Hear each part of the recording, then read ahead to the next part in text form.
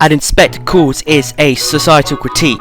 Priestley is unique in his beliefs on the mischiefs of capitalism and its grief, shown by many techniques such as symbolism of the patriarchy and the clear hierarchy. Burling, Mrs. Burling, Gerald, Croft, and Sheila, Ed and Eric, the Inspector and Eva. Themes still here today, but society not giving way for the poor, which shows its relevance in modern day. Beginning of Act 1 sets the scene of the performance and engagement party, where the writer sets out negative connotations and female social subordinates. After small talk, Mr. Burling makes his retorts about honestness and combining two businesses together. The Titanic would sink, there won't be war, and it doesn't matter whether worker strikes or worker strikes, nothing comes of it, fiddlesticks. Dramatic irony utilised as key literary trick. Knock is the inspector. There's been a suicide, but he does not know why. But he has plans to cause divide, employed by other, but fired after she had asked for higher pay. Let her go from his factory, then she had nowhere to stay until she got a job at Millwood, selling clothes to girls and matrons. Fired for a customer complaint of provocation after dramatic tension that led to another confession out of jealousy of the dress she'd seen on her. The second culprit was Sheila. Guilt shown in Sheila's tone of speech.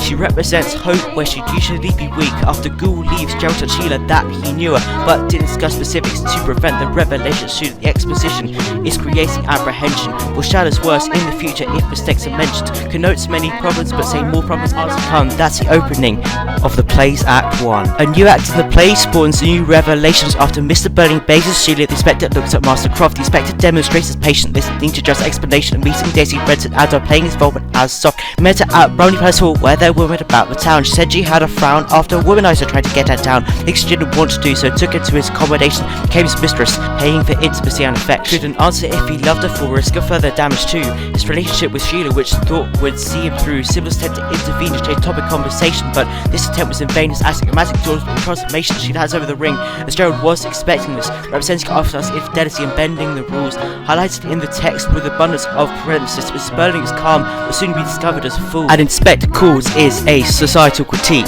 Priestley is unique in his beliefs on the mischiefs of capitalism and its grief, shown by many techniques such as symbolism of the patriarchy and the clear hierarchy. Burling, Mrs. Burling, Gerald, Croft, and Sheila, Ed and Eric, the Inspector and Eva. Themes still here today, but society not giving way for the poor, which shows its relevance in modern day. Act 3, the finale. Serenity's brief and solace is sparse. Burling's social status has fallen on its rear. Inspector Gould digs further into schooling self-fear and Sybil as she skirts around questions, preventing confession triple. Unintentionally revealing selfishness to the interrogator, as passive as a mouse but as snappy as an alligator, denying access to help, but submission to her family name. Of Gerald said see you later and felt loss of Mrs. Burling, the chair of the BWCO, denied help to the woman based on gross impertinence, apologetic in delivery, thinks she's in the know, not sure on her action but her morals were certain. Eventually it all comes crumbling down. Further interrogation turns her mood from unsettled to full-on mental breakdown, left in tatters, and finally curling to a ball, but that doesn't say at all as we discover Eric Burling. Fueled by alcohol, threatened even with a row, the darling Eric Burling in a deathly vex. Unless he let her into the room to be used as an object, he valued to nothing, non-consensual, unprotected, and all the revelations that came out that night. The inspector left promptly and in quick flight, not without a passing message to remind the Burlings of their wrongdoing. If they don't change, there will be many problems that will be ensuing. He leaves quickly without making any more of a scene. Long after, the family discusses their actions and all what it means, to cover the questions to be made against school. Called to police and infirmary confirms the death and person but even real at all. To put the family at relief some time.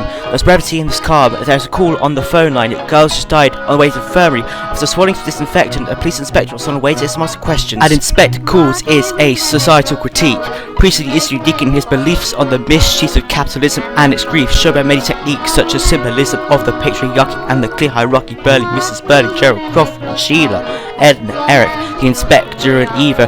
Themes still here today, but society not giving way for the poor, which shows its. But just remember this: while Eva Smith is gone, but there are millions and millions and millions of Eva Smiths and John Smiths still left with us, with their lives, their hopes and fears, their suffering and chance for happiness, all intertwined with our lives and what we think and say and do. We do not live alone. We are members of one body. We are responsible for each other. And I tell you that the time will soon come when, if men will not learn that lesson, they will be taught it in fire and blood and anguish. Good night.